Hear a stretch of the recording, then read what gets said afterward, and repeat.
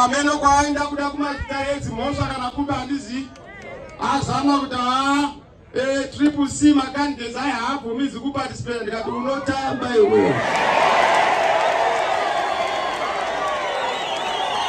Haatiziva mushe munhu uyayo anotionera kumhepo.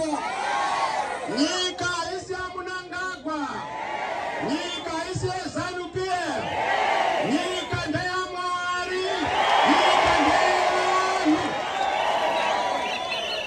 Anoshurovera nhema kwanzi nyika ine vene vayo hausi wemwene, mwene ari kudenga.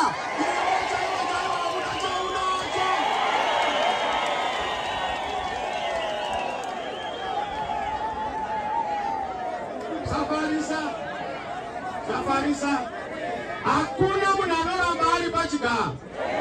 Anofana kubvunza Mugabe nyai, anofana kubvunza Gaddafi nyai, anofana kubvunza Mobutu Sese Seko nyai.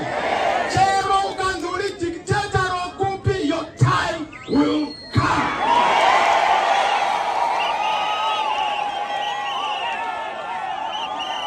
Saka hayo zvaari kutaura izvo ndichasvika kwahangu Buruwani. Hakuna munhu anodisqualify.